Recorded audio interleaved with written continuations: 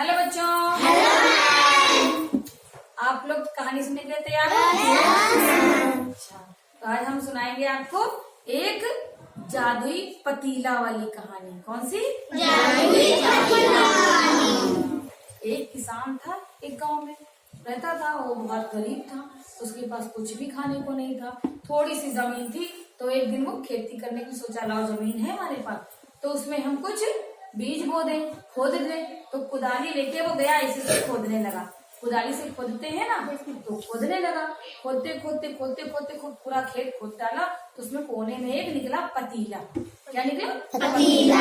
जब वो पतीला निकला तो वो जो है सोचने लगा, हे भगवान, पतीला निकला तो जेवर वेवर निकलता तो बेच के कम से कम पैसे ही मिलते, तो उससे जो है हम अपना खाना खर्चा कर चलाते, मतलब राशन खरीद लाते, कपड़ा खरीद लाते, ये खरीद लाते, वो खरीद लाते, तो हो जाता। अरे पतीला काम क्या कर रहे, इतना बड़ा सा पतीला।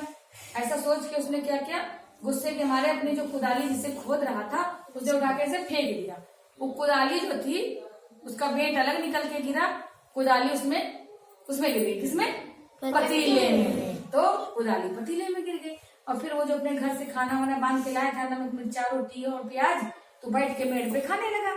खाते खाते खाते खाते जब खाना खा चुका, पानी पिया, फिर उसने सोचा अच्छा लाओ तनिक सा खेत बचा है तो उसको भी खोद ले। तो भैया वो जो है गया, तो पतीली के पास कुदाली जहाँ फेंकी थी गया, तो पतीली में देखा एक कुदाली उसकी थी, पतीली में भर भर के कुदाली भरी पड़ी है उसमें। तो पतीली के अंदर कुदाली देखी कि नहीं, ये क्या चक्कर, इतनी सारी कुदाली कहाँ से आ गई। ऐसे ही वो सोचने लगा। फिर उसने एक निकाली, दो निकाली, तीन निकाली, उसने इतनी सारी कुदाली निकाली। जितनी उसकी पतीली थी, इतनी बड़ी सी पतीली, उसमें जितनी कुदाली थी उसने सब निकाल लिया। गया बाजार में बेच आया और उससे पैसे मिले तो उसने अपना राशन ले आया।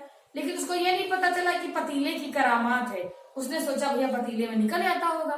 फिर ऐसे उसने कुछ और उसमें रखा, वो भी इतना सारा हो गया, वो भी निकाल के वो बेच लाया। फिर उसने कुछ और रखा, ऐसे करके कुछ भी रखता तो उसका इतना सारा हो जाता। अगर वो एक सेब रखता तो इतने सारे सेब हो जाते, एक कपड़ा रखता तो इतने सारे कपड़े हो जाते। पतीली में खूब ज्यादा अपने आप हो जाता। तो वो जब उसके पास ज्यादा सा पैसा हो गया तो वो गया सुनार के पास से एक जेवर खरीद के लाया है, एक जेवर खरीद के लाया और उस पतीली में रख दिया। उस पतीली में जब जेवर रख दिया, उसके बाद उसने से झांक के देखा, अरे बाप रे इतना सारा जेवर। उसने जो इतना ज्यादा जेवर देखा है बच्चों, तो कहा अरे हम तो अमीर बन जाएंगे। वो सुनार के वहां से गया और पैसे फिर ले आया। फिर उसने वो रखा, इसी तरह से वो खूब अमीर बन गया। और फिर वो जहाँ वो काम करने जाता था तो वो जमींदार सोचा, नहीं ये मेरे यहाँ आता नहीं है, इतनी ज्यादा वो मतलब वो काम करता था, तब उसको हम पैसे देते थे, तब उसके घर में दाल भात बनता था। अब तो कुछ है ही नहीं, वो आता ही नहीं है और कुछ ले ही नहीं जाता। तो सोचा ये इतना अमीर कैसे बन गया, जाके देखा जाए। उसने उसे गया, उसके घर में हड़काया कसके, ए तुम क्यों नहीं आते मेरे यहाँ काम करने के लिए? उसने कहा हम क्यों आए, हम तो इतने अमीर खुद ही हो गए, हम तुमसे पैसा लेने की हमको जरूरत ही नहीं, हम काम नहीं करेंगे। तो उन्होंने कहा अच्छा क्या वजह है? फिर उसने बहुत पूछा, फिर उसे पता चल गया। क्या पता चला बच्चों? पतीला उसके घर में है। तो उसने कहा तुझे ये पतीला कहाँ से मिला? बहुत ऐसे उसको हड़काया। कहा अरे जमींदार साहब हमें माफ कर दीजिए, वो हमारा पतीला है, वो आपका नहीं है। कहे हमारा नहीं है, तुम्हारा नहीं है, क्या चक्कर लगा रखा है? तब उसने सच्चाई बताई कि हम जमीन में से खुदाई कर रहे थे तो हमको वहां पतीला मिल गया। उस पतीले को हम लेकर के आए तो उसमें ये घटना हुई, उसने सब बता दिया। तो उसने कहा ए मजदूर किसान, तूने जो है मेरी जमीन खोदी, मेरे यहाँ तू गया था खुदाई करने, तो इसलिए वो मेरा पतीला है। तेरा पतीला कैसे हो गया?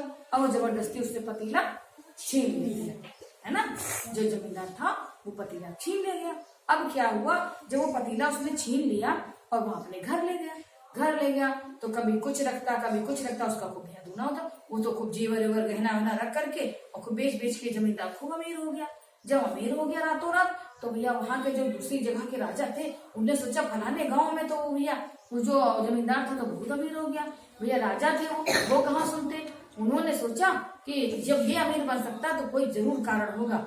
उन्होंने अपने अंगरक्षकों को, सैनिकों को भेजा कि जाओ तुम पता लगा के आओ जमींदार के घर में इतना धन कहाँ से आया।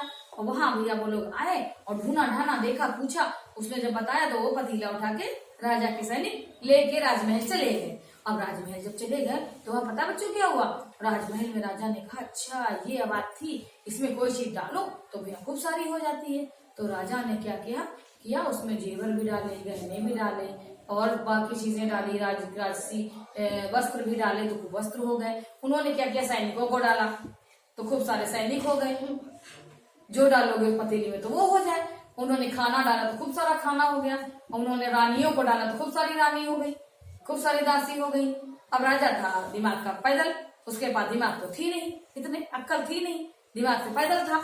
उसने क्या किया, अब खुद ही गया उसी पतीली में बैठ गया।